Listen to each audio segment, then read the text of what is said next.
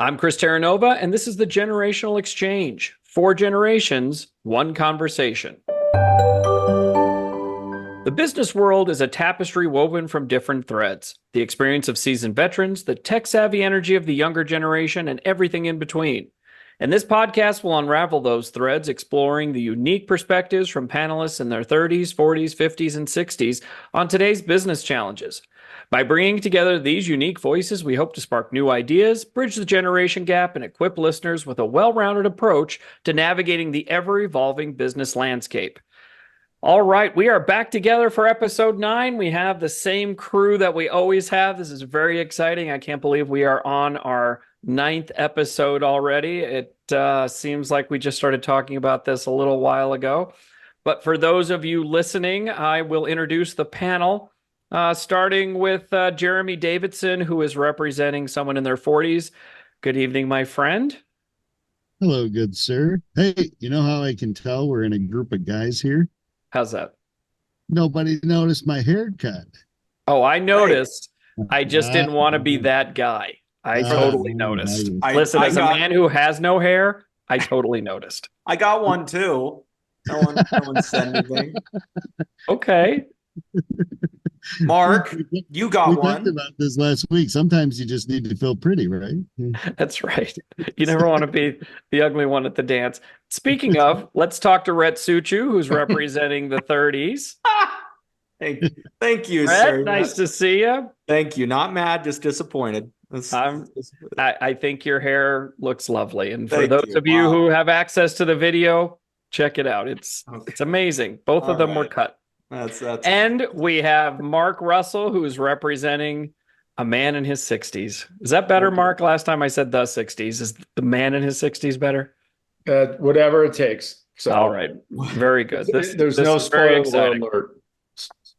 And I'm Chris Terranova, and I'm representing someone in their 50s. So we have a great episode today. But if you remember, if you've been listening, last week's episode was about surviving the job search jungle. This week, we are talking about interviews. So if you're listening to this and you took our advice, congratulations, you did it. You might have landed an interview. But now what, right? You get that feeling. The stomach starts churning, the palms start sweating, and it doesn't matter if it's an in-person meeting or a video call where the internet might decide to take a vacation. Interviews can be brutal, no matter if you're a seasoned pro or you haven't dusted off your interview suit in years. But here's the thing, they don't have to be, right? Today on the Generational Exchange, we're here to share some of our battle-tested tips. And it's frankly the kind of stuff I wish I'd known on my first interview, or actually a lot of my interviews.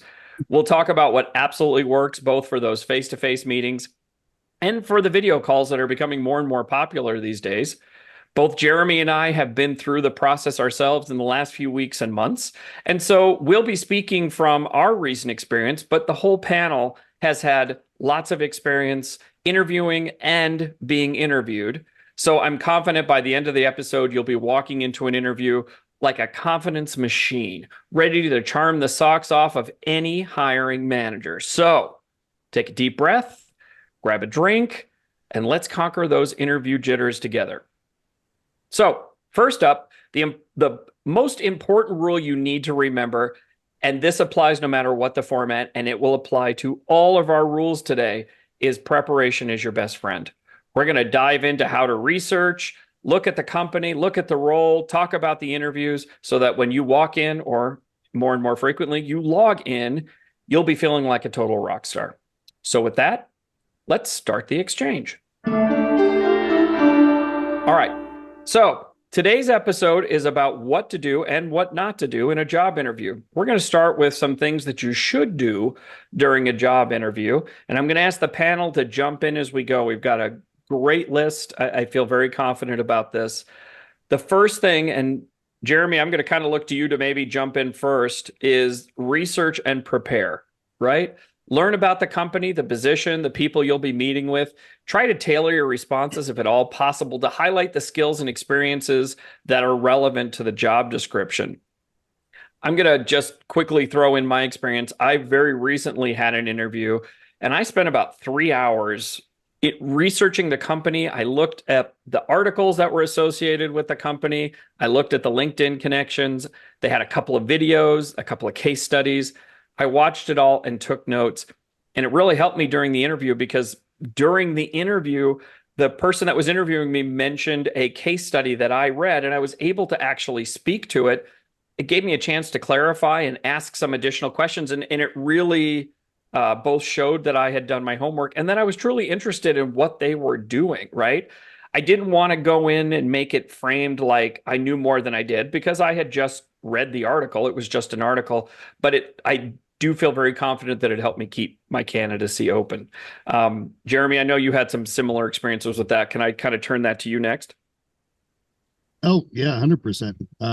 I I actually really love that particular aspect of it. I think the most fun that I had in an interview process was, similar researching, going through, watching, and this particular company had a ton of YouTube video resources that were out there. And the CEO who I happened to be interviewing with was leading most of them, whether they were shorts, whether they were longs, explaining the company, explaining the product, lots and lots of videos. And one, it provided her take on kind of the value add position of the company, which is phenomenal to have going into an interview.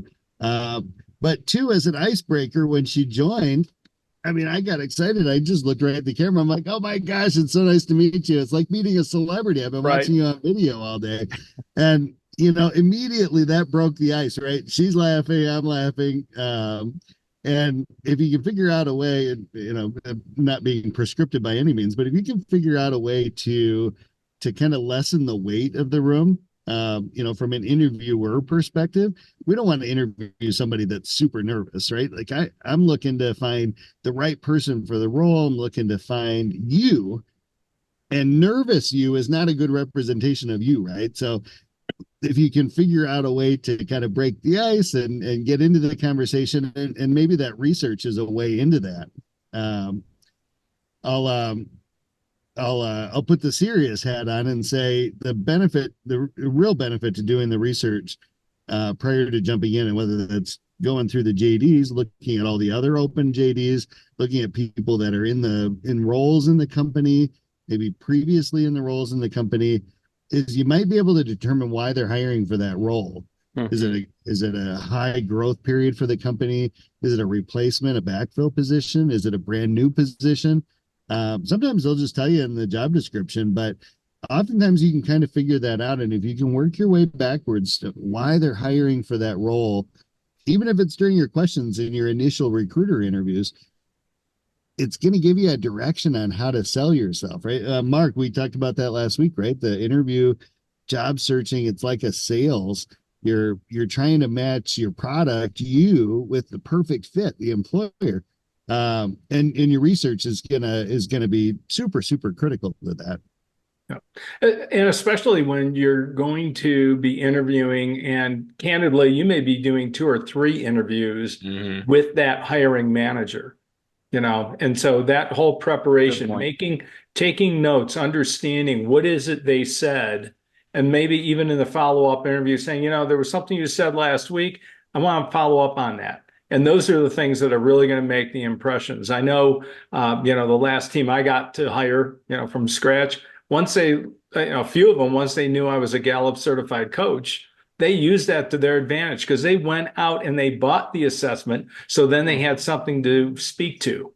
And they knew that was a connection point to me. So it wasn't like, hey, okay, they were interested in it, but they really want this position because they're taking it to the next step and the next step. Because guess what? You're one of 150 people that are probably being screened, one of 10 people that will probably have that first HR interview, and then one of probably 4 or 5 people at least that you're interviewing, before you keep on narrowing it down to those last 2 candidates. Right. That's a good point. Red, any thoughts on this one? Yeah, I'd say, obviously, I think you can hit this research from a couple different angles, right? Look at the website one to see what they're saying about themselves, right? And see what they say they stress on. Then look at what the employees that have worked for them before have been saying, right? You go on Glassdoor and maybe the company website says, all we do is company culture. We're big on company culture. It's the biggest thing. And then you go to Glassdoor and everyone's saying their company culture is awful, right? Well, if they're hiring an onboarding manager, maybe one of the things you want to hit on is like, hey, one of the things at my previous job that I always focused on was making sure that everyone felt comfortable and energized to work, right?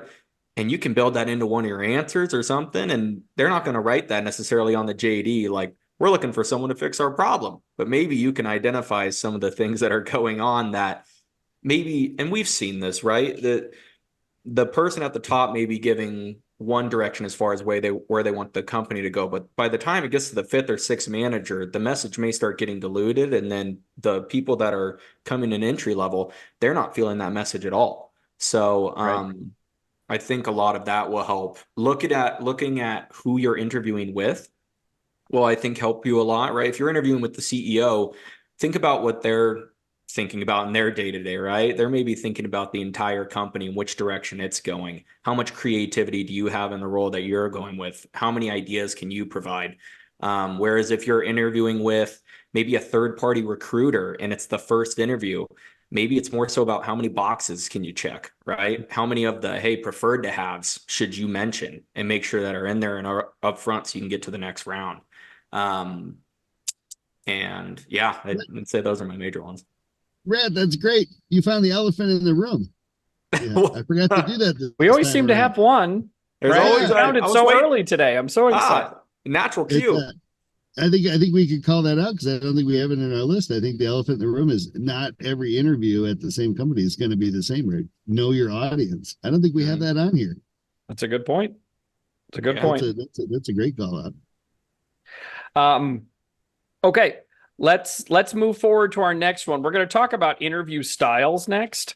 And we're going to focus a little bit on the video interview, but we also have some for if you're doing it in person. But a couple of things, and then I'm going to get through the list, and then I'm going to ask you guys to kind of comment on the list as a whole, if that's okay.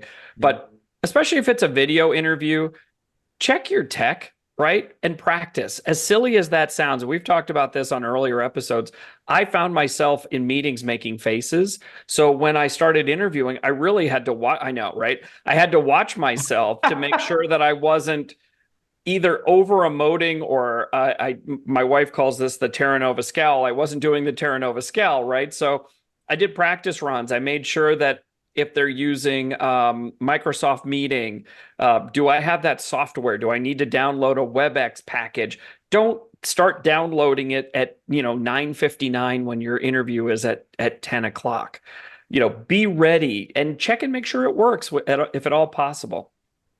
Dress professionally and make sure your background is clear.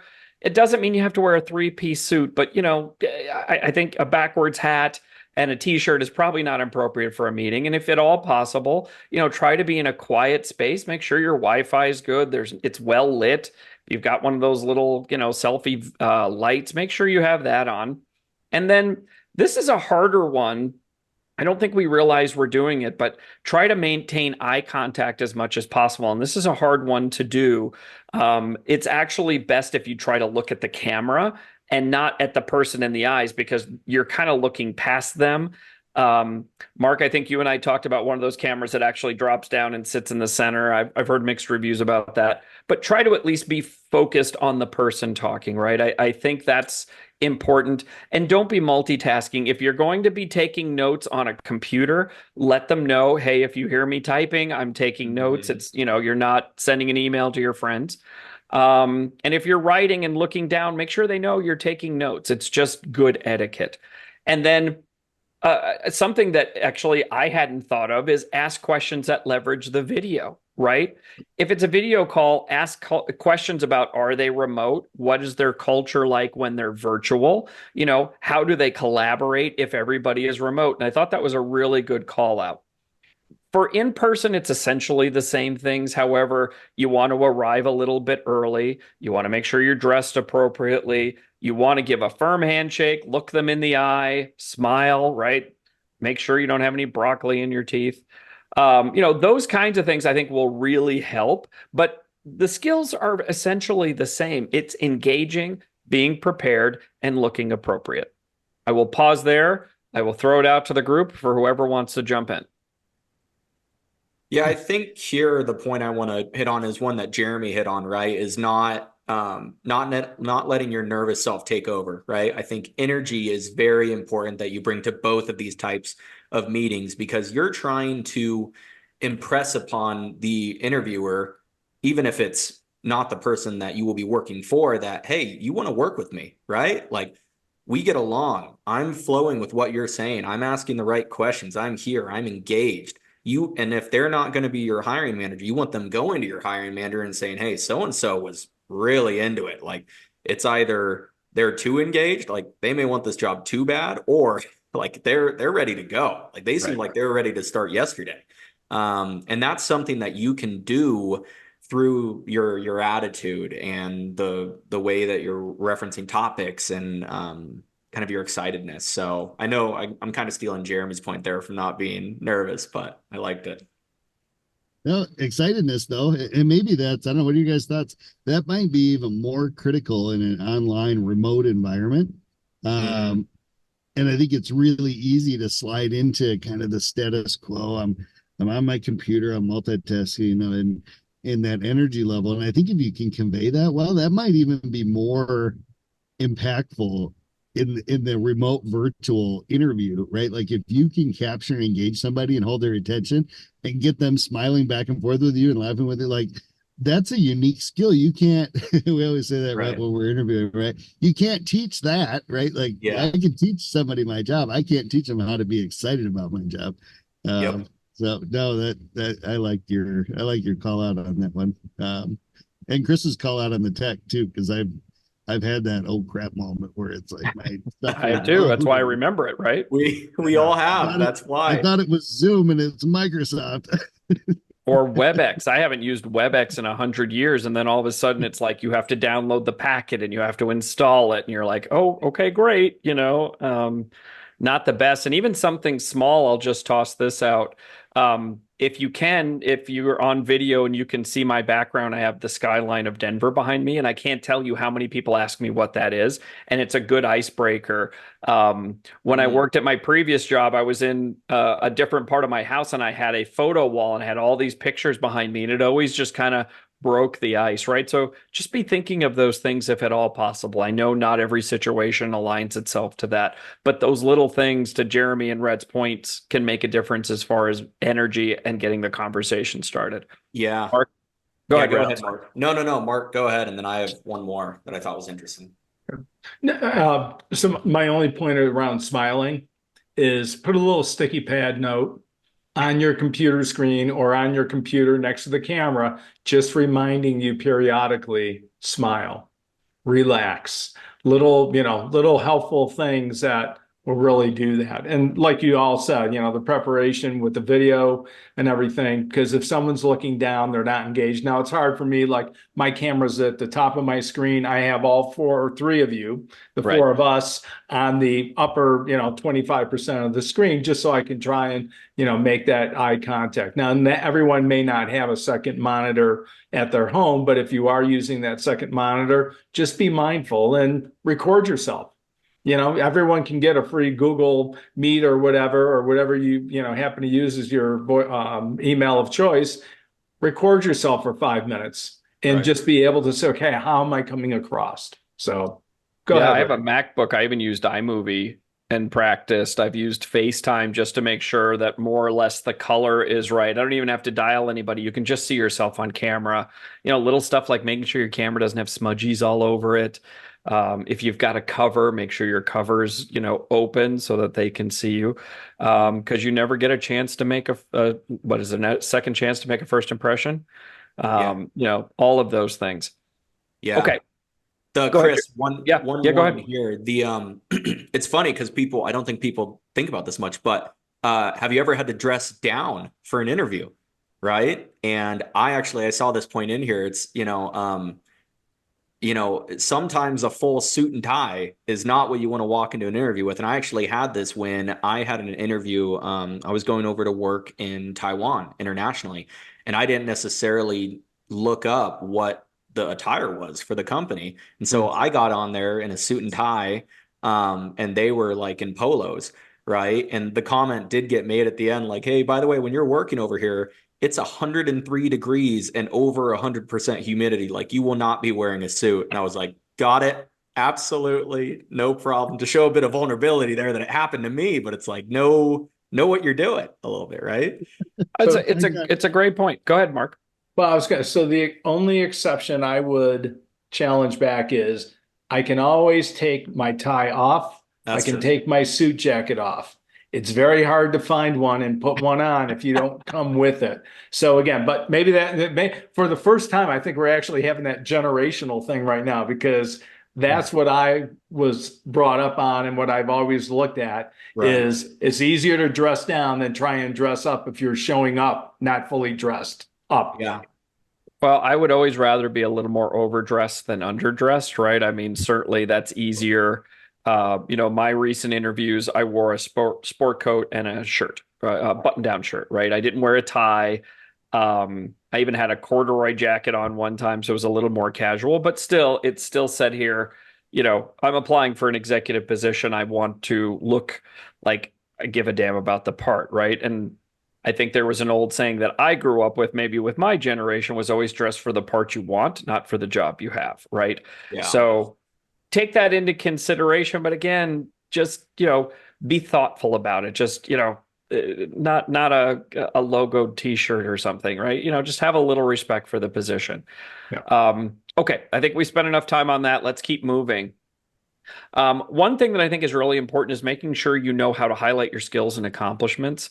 Something that I had to learn, and Jeremy, you and I talked about this, was practicing talking about your career in a narrative style instead of reading your resume. Especially if you're a little longer in the tooth like Mark and I, you've got a fairly extensive career. How do you get through that, so that it's not a 45-minute dissertation about your career, right? So you need to practice that a little bit. Put that in a narrative style, and then use something called the STAR method, right? So the STAR method I've been using, I didn't know it actually had a title, which is exciting for me, but STAR stands for situation, task, action, and result. If you think of it that way when you're structuring your answers, trying to showcase your skills, even thinking about your narrative, you can get through it a little bit more organically, but you're still hitting all the points. Mark, I know you've had some experience with the STAR method. Do you want to talk about that a little bit? Yes. So I think in some cases you may have the interviewer, like what I've always had, is somewhat of a rubric. If I ask a question and someone just gives me the direct answer, great. You get 1 point. If they come back and say, well, I had a very similar situation to this. This is what we were challenged with. This is what we resulted with and what I did. Now you got 3 points. And I even gave a 5th bonus point if someone turned around and said, now, if I were to do it again, this is what I learned from the last episode. So now this is what I'm going to, consider the next time. Because for me, it's a way of, did they understand the question? You even get a bonus point if you answer a question with a question, first, just to clarify. However, give what happened, give what the results were. But if someone really went as far as their own vulnerability to say, this is the lesson learned, then all of a sudden it's like, okay, this is separating 3 other people from this person, or this person is now separating themselves. Just since we're coming up to the Preakness next week, and we already had the Kentucky Derby, where Majestic Dan won by a nose. Well, I'm sure some horse would like to win by a couple of lengths. This is how you get those couple of lengths ahead of your competition for that interview. It's a great point. Jay, you got any thoughts on this one? I liked your call out about brevity, right? And understanding the role that you're applying for. We're applying for, executive director, department head, VP level roles. The quick background of how you ended up where you are. I was in customer success for the first 15 years of my career. Worked with some of the largest school districts across the country. Never made it to Hawaii. It's still on my bucket list. But that's what ultimately led me to my first leadership opportunity, which was boom. And I can go a little bit more in depth in that, right? Because I'm applying for leadership positions now. It doesn't make a lot of sense to spend much more than that 30 seconds on the first 15 years of my career, because it's not, other than the background and the experience that I bring with me to the role, it's not applicable to the position that I'm applying for. This one in particular, highlight your skills and accomplishments. I love that star method. That's the biggest thing I see. 90% of resumes are the bullet points under your work history, leadership experience, whatever you call that section, are basically a regurgitation of a job description, right? Right. Managed department budget, managed projects, came in on time and on budget, managed a team of 5, right? That's great. I could have done that. That could have been something Chris could have done. Rec could have done that. Mark could have done it. What difference did Jeremy have in that role, right? Well, Jeremy managed the department budget and came in 22% under budget the last 3 years in a row, right? Like that's impactful. So do you understand? Do your bullet points, not do you understand, do your bullet points showcase the fact that you know how your role impacted the company in a hopefully in a positive way, right? And I think if you can show that, you're already booming that top 5 or 10% of applicants, because it's a difficult skill to kind of master, right? To throw some stats and say, this is the impact I made. Specifically, I made. Nobody else could have done it. I made this impact. So I think this one's key. And it's a look for in our area, right? A lot of us lived in that customer success, that sales, customer operations world. And whether you're coming from that background or coming from the classroom or coming from a project management background, the ability to quantify your impact on something is critical to those roles. So for me, it was a bigger look for that somebody could understand what they did and the impact that had on the business than even what industry they were coming from. Right. No, it's a great point. And actually, this is something you helped me with, because I was talking about the job, not the action, right? You actually helped me rewrite my resume because it's not how I thought. And you helped me with that, right? So I think a takeaway here too is don't be afraid to ask for help. Whether you've got one job on your resume or you have 100, if you're not sure how to write that out, ask somebody. Use AI now. There's all kinds of ways to get help. But I phoned a friend and Jeremy helped me with that. One other thing I'll add, and then we'll move on to the next point too, is if you've got anything unique in your background, I always call out that I'm a first generation learner, right? First one to go to college, first one to get a master's degree, first one to do it as an adult. I was 39 when I started my master's degree and had 2 little kids, right? I call some of those things out too, not in a braggadocious way, but to say I had a unique experience. And it may give you a connector to your interviewer that they may want to know more about that. It also may show some of your drive. So if you've got things like that, don't be afraid to call them out. Okay. Another one that I think is really important is practicing your responses. And we've touched on this a little bit about getting your narrative right, getting all of those things done. But even though you can't predict every question, there are a lot of common interview questions, and you could go out and find a lot of the interview questions. Practice some of your answers, some of those basic ones like, why do you want to work here? How did you find the job? What's interesting about it? Those are interview 101. If you don't know the answer to that, or you're fumbling around because you haven't thought of it that way, it doesn't look as good, right? Practice, either like Mark said earlier, record yourself, try it in a mirror, do all of those things, because the more comfortable you are, the more confident you're going to come across. Brett, I'm going to start with you on this one. Yeah. So for this one, what I tend to do is look at one of the first things I do, right, is look at the JD and what it's kind of mentioning or asking, right? What are the needs to have? What are the likes to have? And then from here, for example, if it says you'll be normally, presented with managing 20 plus employees. Okay, well, make sure you look back in your past and how you manage 20 plus employees. And then one of the first things I also do is most of the time, so the follow-up question to this is going to be, okay, well, tell me about a time it didn't go the way you thought, type of thing, right? Tell me when managing 20 employees was tough and what you did about it. Okay, yeah, I have a situation for that. Here's how it went. Here's how we took care of it. Here's what I would like to do better in the future, kind of like Mark's talking about. And then I'd ask Mark, how did you handle it in the past? Is there anything I can learn from you as far as how you guys tend to handle that as a company? Again, handling all 5 of those points if I can get them. But if there's a specific certification or something mentioned, right? If it talks a whole bunch about a PMP, make sure you review those classes and bring up the certain points and topics that are really important to it.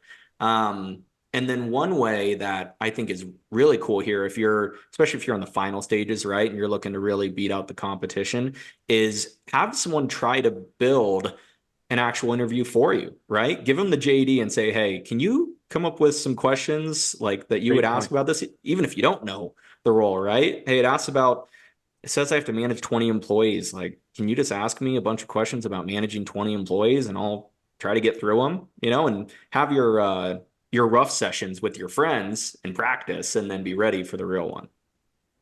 That's a great point. Really, really good point. Jeremy, Mark, any thoughts on that one?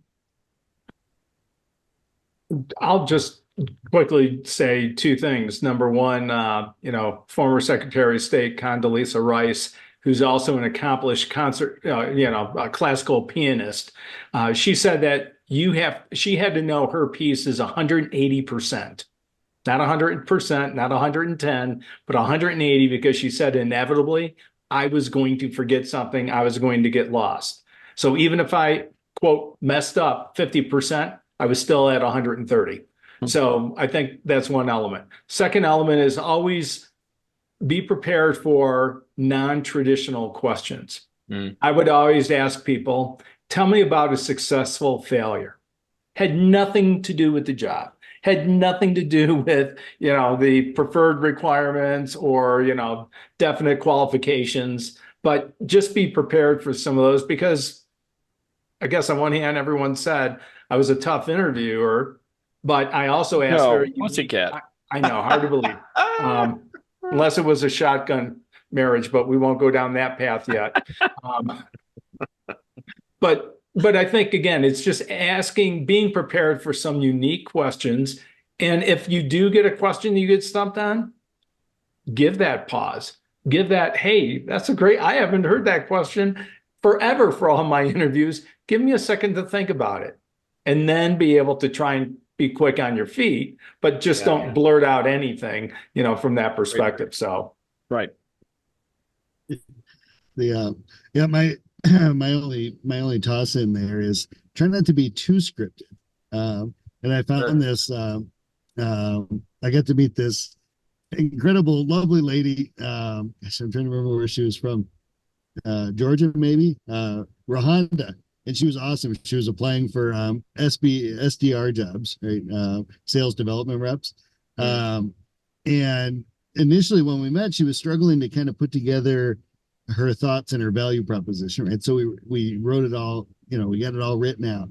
And then we found the issue was she was trying to stick super narrowly to what she had actually written. And if you guys have tried that, if you've tried to, like memorize a narrative on the screen, it's really hard to get off that and show any personality or think outside the box, right? So then we had I actually looked at her one. I said, I need you to put down the note cards. We're talking about you. You're the expert on you. Nobody knows you better than you, even me, because I've heard this script like 15 times now, but you still know it better than I do. That's awesome. Tell me who you are, right? And so that would be my only caution. I love the idea of scripting out. Mark probably wishes I did it a little bit more because it would keep me a little bit more on task with the answers here. But try to let some of your personality show through. They're all great points. You guys have really touched on some good things. I mean, one of my favorite kind of, not a gotcha question, but was an off script question to your point, was how would your best friend describe you? Right. And that always kind of stopped people to think about, kind of, I know how I describe myself, but how would your best friend describe you? Another question I think you should be thinking about too, and this one actually stumped me the first time I heard it, was tell me something that you need to improve on. Right. And I had spent so much time focusing on all the wonderful things that I could do. I hadn't really stopped and thought about, well, what are the things that I could improve on? And I kind of bumbled my way through something about caring appropriately or some bullshit like that. And it wasn't a great answer. So I've had to learn to, to think about those things. Now, as I've gotten older, I really don't have anything I can improve on because I'm amazing. But you should always be prepared for that. Anyway, especially not humility. I mean, right? we don't need to practice that at all. No, so No, humble, so no. humble. Chris, one more here if you don't mind. Your Jeremy, we're gonna show. have to well, I'm just, Get figuring in to throw there. the get in Get the in there. extra knowledge, for the people. Jeremy, we're gonna talk about this on one of the future podcasts, but that large interview process that we did for hiring that future manager for another region. I remember I I was kind of the Simon Cowell on the interview who got to ask like the very mathematical, serious, big, like build out your proposition question. We're launching a new product. You don't have the team that's ready for it. What are you going to say to your manager? Go. And it was like just the question was, it was built that you weren't necessarily like supposed to answer it right. Like there were certain things that we were looking for, but we were looking more so for your thought process. And are you prioritizing the right things? Are you thinking about budget? Are you thinking about bandwidth? Are you thinking about timelines? Are you building a work back schedule kind of back, right? Do you have some of those pieces that we can't necessarily teach you or give you the tools to do? And I just that question came up when Mark said, like, I'm not going to ask you the conventional question. We did it. It reminds me of one more question, then we'll move away from it, Rhett, that I think you got stumped on with me was I asked you, would you rather be good and on time or perfect and late? Both. I was going to bring that up. If anybody gotten Chris's gotcha question. Both. Both. That was my first answer, I think, was both. So I said you have to pick one. You can't be both. What are you going to do? Yeah, and then I picked one and I got the scowl. So then I tried to pick the other one. The Terra Nova scowl. See, and I tried to pick the other one, and you asked me why I picked that one. So yeah, that one really got me. That was. It was a trick question. I know. It really isn't. I'd rather have you be good and on time than be late and perfect. So that's for me, good and on time was the winning answer. But let's keep moving.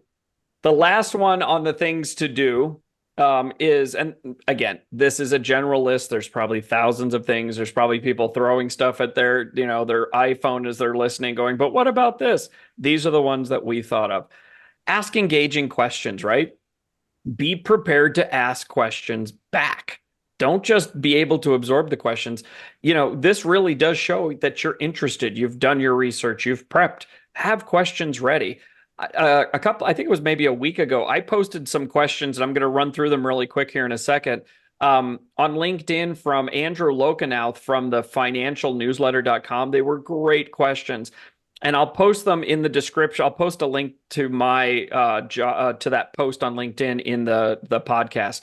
And these questions aren't just for folks that are new to interviewing or you haven't done it in a while. I literally just interviewed last week and I used most of these questions, and I can tell you that they increased my chances of staying in the running on this because I got some very tactical feedback. Because sometimes you go through an interview and you don't know, did I do well? Did I not? Some of these questions really kind of bring some of that out to the surface, and they're kind of off script questions for the interviewer. So let me run through these really quick. And then I'd love you guys to comment and maybe add some thoughts on this as well. The first question is there anything else I can elaborate on to ensure I'm the top choice? What doubts do you have about my qualifications for this role? I love that question, right? I thought it was really interesting. I hate that one. Oh gosh. My biggest fear about that one is that it gets them thinking about why you're not the best candidate. Do you love that one? I did, and I asked it, and I got some very clear feedback that there weren't any doubts, right? No, we don't have doubts, right? It was very good for me. It worked out great on my end, right? But I think, again, you can paraphrase that in a way that you feel comfortable with. You don't have to ask every one of these questions, but I was at a place after an hour and a half where I thought, I'm going to throw that out there because I wanted to know.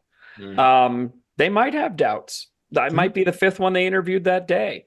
Another one is, can you describe a typical day in this role? I think that's a great question.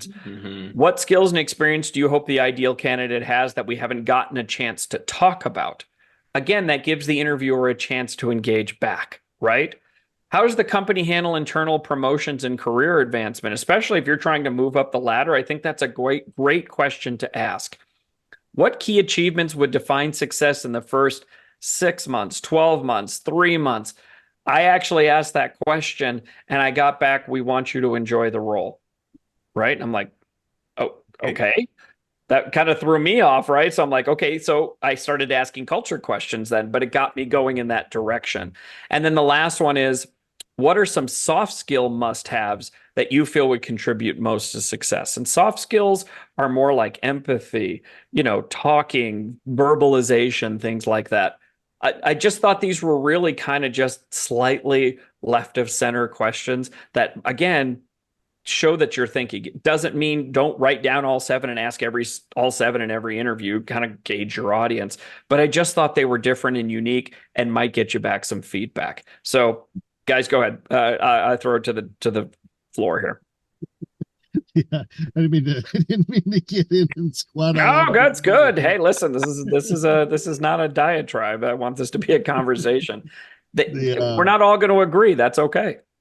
No, and I do like a lot of these, right? Because it gets people to scratch their heads, and every now and then you hear real pearls like these ones. And I saw somebody on LinkedIn, a hiring manager on LinkedIn commented a couple weeks ago that he got one that blew his socks off. The candidate asked him, "What was the best piece of advice you ever gave a direct report?"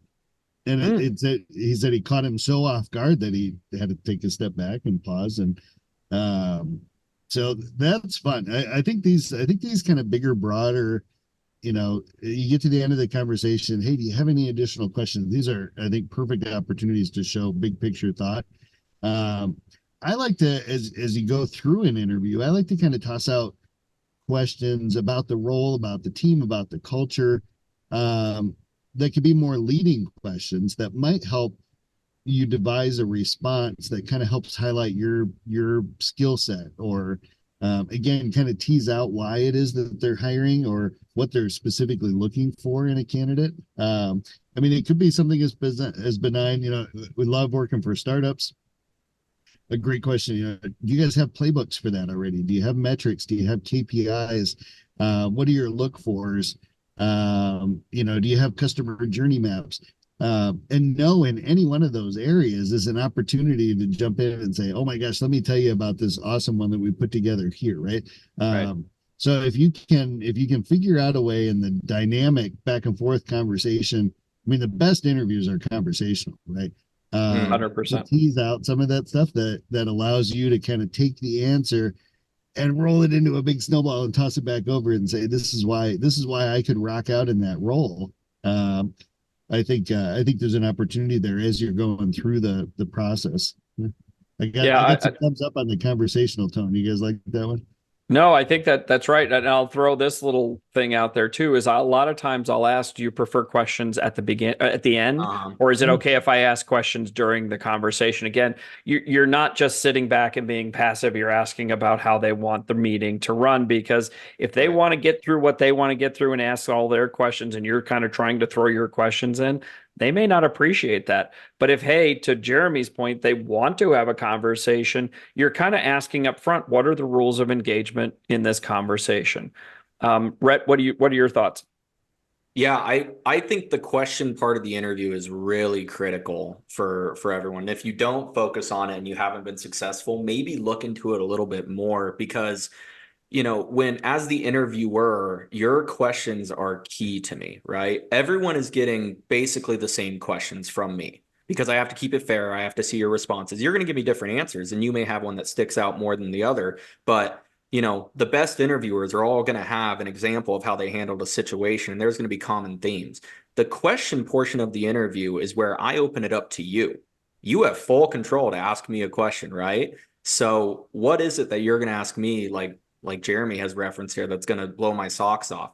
What if it's, if you're a bit of an expert in the region, I'll choose a simple one here, but, maybe ask about net promoter scores. Hey, do you guys use net promoter scores, and how has that been going?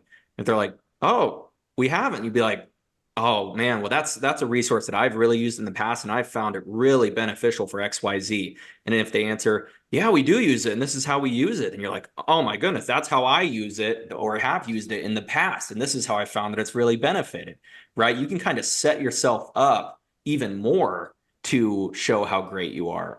So I really think the question part is big. 100%. Mark, any thoughts on that?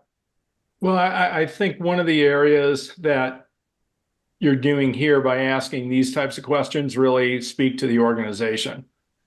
That said, if I'm reporting to Rhett, I want to talk to Rhett about what is your management style? How do you like to resolve conflict? How do you want to hold each other accountable? How do you want, how does the team, brainstorm and things from that perspective? What is the communication styles? What's the best way I can communicate with you? So it really tries to get it a little bit more to that a personal level. One of the other things that I've done is I've coached other, candidates looking for new roles. Spoiler alert, next week, we'll talk a little bit about a Gallup strengths assessment that's going to be offered to our listening audience, to one lucky winner. But at the same time, we have a phenomenal report that talks about the value you bring and the energizers you need. And as I've especially coached, Gen Z, Gen Y, feel free to say, these are the things that I need to be fueled every day. These are some of the things I need to be energized. And if you can fuel me and energize me, I'm going to run through that wall. I'll knock your socks off. So if you're not, comfortable enough to say, this is what I also need for the organization. And if you don't get the right answers, then maybe it's not the right role for you. But if you get the right answers, and again, any good manager is going to look and say, wow, I haven't heard that question from a candidate before. So in essence, just a couple of other, thoughts along the way as to how to really strengthen that question period back to, the hiring manager and or the interviewing group. No, I think these are all great points, right? And again, I think it shows a kind of different perspectives of how to think about the interview. It isn't just about you, right? And to your point that if Red is my hiring manager, to ask their style. Again, kind of going back to my recent experience, the role that I was interviewing for actually is going to be taken from the person that was doing the interview. So one of the questions I asked, because I felt comfortable and we'd been talking for a while, is how easy are you going to let go of the role? You've got to build this. How are you going to be letting go, and how comfortable are you with me kind of, pulling it from you? And the person laughed and said, that's a great point. I haven't really thought about that, but let's talk through it. And then all of a sudden I started kind of helping build the transition, right? And because I think I was the only one that actually asked the question. So some of this you have to be a little bit brave on. But I think if you do that, it really will pay dividends. All right. They start. No, please go ahead. They start chiming in at that point. They're like, "Well, you would do this," and I think the conversations go really well if you get the interviewer talking about you in that role, right? Right. They start visualizing you. You would be doing this, and it is probably from a candidate perspective. You could jump in. Well, if it was me, if I was jumping into the team leading it, and heading up that initiative, or because you're starting, visualize it. You're right. You're starting to kind of visualize that person in that role, and so if you hear that in an interview, that's a really positive. So I know we want to get to the things not to talk about, but I just want to ask you guys really quick: what's your good length? What's your ideal length for an interview? That's a great question. Both as a hiring manager and a candidate. Ooh, you get two. Oh boy. Can we start with it depends? Yeah. I think it depends on what level the converse, like where are you in the interview? If it's the first interview, usually I like to keep them short. I like to, especially if I have 10 people I have to interview, even if it's a really engaging conversation, I try to be thoughtful to the clock. So I would say 30 minutes on the first ones. As I narrow down the number of candidates, I would probably allow for more expansive time. And then for me, on the other side of it, the longer it goes, the more confident I am that I have a shot at the role because they're still talking to me, right? So I don't have a time limit on the other end. If I'm being interviewed, if I'm interviewing, I'd probably start and then work my way out. Yeah. I concur. Go. Okay. I would say I'd agree with Chris as the interviewer, especially depending on the role, you're kind of wanting to keep it to that 30 minutes. And that's why it's so important to show why you're the best candidate in that time frame, right? Keep an eye on that and make sure you're getting through your points. But as the interviewee, I want to be conscious of their time, right? But if we get going on a good conversation, I want to keep it going and go down the rabbit hole as far as, like you're saying, putting myself in the role and almost put it like, hey, we're solving this problem right now. And when you get off the interview, you're going to be like, oh, they could start doing that next week. And I have 5 more interviews. And so, as the interviewer, I'm almost like, I don't have a time limit. However much time you got, let's talk it out. Yeah, but I'd say like Chris, they tend to get longer as the list gets shorter. Mark? Let's go to the negatives because I've got 2 quick stories about the negatives. So, but I concur with the 30-minute, 45-minute, hour for the final candidates. Jeremy, you brought it up. What about you? Oh, even as a hiring manager, I don't feel like I really can crack through and get to know somebody in less than an hour. And Wow. Red knows it could easily be 2 hours. Like I love interviewing as a hiring manager. I We love really talking. enjoy it. Yeah. No, that Jeremy, I just told you what I did to you. I kept you on the phone as long as possible. That's right. That's right. That's great. I like Chris's answer. The longer they keep you on the phone, the better you feel about the interviews. It's true, right? All right. So we're going to switch gears now. We're going to talk about some things not to do during a job interview. And honestly, these things are to me, they're so automatic. But I think you guys have looked at this list. We've all had people that have done this, and it just kind of blows my mind that we even have to bring these up, but just kind of be thinking about these things as we go through them. The first one is don't speak negatively about past employers, right? I think I said this on the last episode. You never know, the toes that you step on today might be attached to the ass you kiss tomorrow. You don't know who knows whom. Especially in the ed tech industry, invariably we all know somebody that worked there, went over there. And if you have that connector and you're speaking bad about that, they might go walk over to that person and go, hey, what do you think about this? Right. So be thoughtful about that. It doesn't mean you have to do cartwheels about your past experience, but stick to your experience. Right. The next one, and we talked about this, about all the things to do, is being unprepared or unenthusiastic. Right. If you don't know about the job description, or you really haven't looked things up, or you appear uninterested, right? Even if you're nervous, that can be a red flag for interviewers, and I would probably not move you forward. Mm. And then the last one kind of ties into that, is don't appear unprofessional. Don't throw in a lot of slang. Please don't be chewing gum or eating or checking your phone or your watch or whatever you're doing. Kind of sit up straight and act like this is important to you, right? Because if it's not important to you, it's certainly not going to be important to me as the interviewer, right? So kind of as a collective group there, guys, what do you think about those? Anything you want to add? Mark, you said you had a couple of stories. Yes. So the one would be use your best poker face.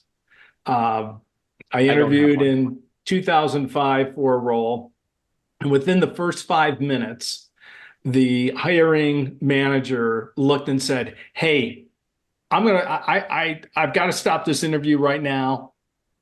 And the look on my face must have been like, I can't believe I screwed up in less than 5 minutes. And he assured me, he said, no, this is a good thing. So-and-so is leaving to go back home to, out of state. And I want them to talk to you for at least 15, 20 minutes right now. So it became a very positive thing, because then I spoke to the gentleman. We did set up a follow-up conversation, and then the hiring manager came back in. We spoke for another 20 minutes. But again, it must have just been that initial look on my face, like, I can't believe I did this bad in just 5 minutes. But I was fortunate. Your mouth swung open like a saloon door, right? Exactly. But I was fortunate that I had a 9-year career at that organization, and forever grateful for that hiring manager to have been so impressed, I guess, in the first 5 minutes to say, no, I need this. I need my assistant director to speak to you real quickly before they hop in the car and go to the airport. So did you get the job? I did get the job. There you go. See? You know where that job was? I do. And now that you say that, I do. But yes. What's your other story? Oh, well, it was to the last question of never hire anyone that does not ask a single question. That's our bonus. Don't read ahead. Don't read ahead. Okay. I'll wait until the bonus question. All right. Thank you. Brett, Okay. any thoughts on the things not to do? Yeah, the I keyed in on the first one because we've all been in positions where you have to let people go, right? And sometimes you don't want to, it's not your decision, it's 5 levels up and you got to cut your team by 20%. And if I hear someone speaking negatively about another company, one of the things I might have in the back of my mind is, well, when you get cut, who are you going to speak negatively about? Us. We're next, right? So I've and again, I that situation is not fun for anyone involved. And I totally get being upset about it, but you Right. want to speak well on the companies, So, anyways, Watch those toes. yeah. Jeremy? Uh, no, I went in after the bonus question. All right. Well, everybody wants to get to the bonus. I was saving that one to the end. I was going to say this is for me. Clearly, this resonates with you guys. I will never hire anyone that doesn't ask me a question. And I can't tell you how many times I get to the end of a wonderful interview and they don't ask me anything. I'll be like, what questions do you have for me? Nope, you covered everything. Nothing? Like nothing at all? How did I get my job? Why am I bald? Nothing, right? And I won't, it is something that has been ingrained in me over the course of my career is that if you don't ask me one single question, it comes across as either you aren't interested or you aren't curious. And I don't want either one of those on my team, right? I want somebody who's curious. Always have a backup question, even if they're checking your questions off as we go. On my last interview, the person interviewing me probably knocked out about 80% of my questions while we were going through, but I came up with another half dozen while they were talking to me because I was listening and engaged, right? Always have questions. It is a huge pet peeve of mine, and I've hired hundreds of people and not hired hundreds of people because of that. All right, gentlemen, I know you're excited about this one. Get in there. Who wants to go? Go, Jeremy. Oh, yeah, I get to go first. No, I love this one. See, that's not as big. I like to do kind of that conversational interview. So I do tend to Mm-hmm. lend. Do you have any additional questions? But for me, one of my favorite at the end of the interview is you've talked to the recruiter, you've talked to people on the team, you've talked to me now. Hopefully, you understand the role, the company. Is this still a role that's right for you? Is this the right? Are you still interested in the role? And I had one time I had two people, and I had one of them went, I think so. And one of them looked right at the camera and said, "Oh my God, when can I start?" Right? Like, and, and that was the, I would even take that, Jeremy, at that point, right? I would take that. and that was the intangible for me, right? Like, there's just certain things you can't teach.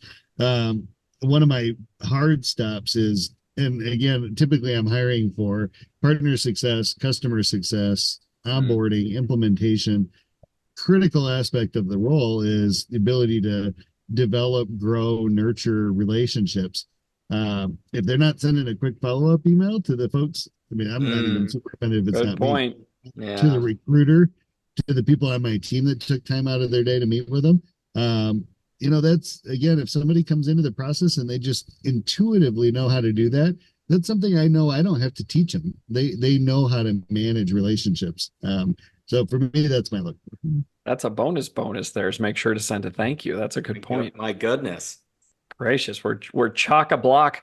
I hope everybody has listened to the end of this podcast because I mean it's just dripping with tips and tricks. Well, Mark, what are and your thoughts actually, on that one? he still wanted in on that bonus I there. know. I'm waiting. I'm ready to go. Now, so the two things, especially if it's an in-person interview, I had a person who was one of my two finalists, and they interviewed with my boss, and they must have had a sense of false security that, well, I'm just talking that boss to be rubber stamped, and that person did not take one single note, and to my boss, that was the disqualifier. So that was story number one. Story number two is, and you guys have probably heard, when I was hiring for senior account executives or national account directors, literally they went through a gauntlet. They spoke to myself, they spoke to like 5 other peer departments. and those department heads. And then I wrapped everything up. And at the end of one interview, the candidate said, I asked, do you have any questions from the day? And they were like, no, I'm all questioned out. And I sat there and I said, okay, so now you've been on a campus, you've spoken to the provost, the CFO, the CIO, the vice president of online, and now you have your final 15 minutes with the president of the university and you are all questioned out. Done. So needless to say, they were not offered the position. And what Mark doesn't tell you is he also made them do the American Ninja Warrior course as well, and they had to finish in the time allotted or they were out. I mean, that's pretty standard. That's but actually, Mark, that's a great point to one of our future episodes, which is going to be more towards companies as far as or hiring managers, how to build an interview, right? You have multiple stages, one stage, how long are they? What are the questions you ask? What are you looking for? Which I'm very excited about, obviously. And if you subscribe to the podcast, you'll get it automatically as soon as we put it out there. All right, we're going to wrap this up. I'm going to get this summary out here. This has been a supersized episode. It's very exciting. All right, to recap, the things you need to do to succeed in your interview is prepare and do your research. If it's a video interview, check your tech. Make sure you're dressed appropriately. Check your background. Maintain eye contact and make sure you're in a noise-free space as much as possible. Ask questions that leverage the video. If it's in person, arrive early. Make sure, again, you're dressed appropriately. Have a firm handshake.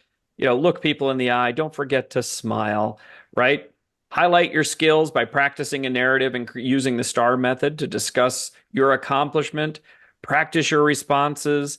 Ask engaging questions, and I'm going to add a sixth one for Mr. Davidson, is send a thank you, right? I think that's a great one that I should have included, and I missed it. And then some things not to do is don't speak negatively about your employers or your past employer or even your current one, right? Especially if you have a job. Don't be unprepared and unenthusiastic. Don't appear unprofessional. And for God's sakes, never leave an interview without asking a question. Kills me. All right. Great episode, lots of information. I mean, it is just packed in. This thing is just going to weigh a ton when we get this done because it's got so much goodness in it. Any final thoughts, guys, before we wrap it up? Nope. Good luck. No. All right. Good luck in your interviews. All right. Great conversation. As always, thank you for joining us on this episode of the Generational Exchange. We hope the conversation between these generations sparked some new ideas and helped you see the business world from fresh perspectives. Don't forget to subscribe for more insightful discussions across the generations. And if you have a burning question that you would like us to tackle, or maybe even a comment, leave it for us or shoot us an email at cmsrconsulting@gmail.com. And until next week, from all of us here at the Generational Exchange, thanks for listening and happy learning.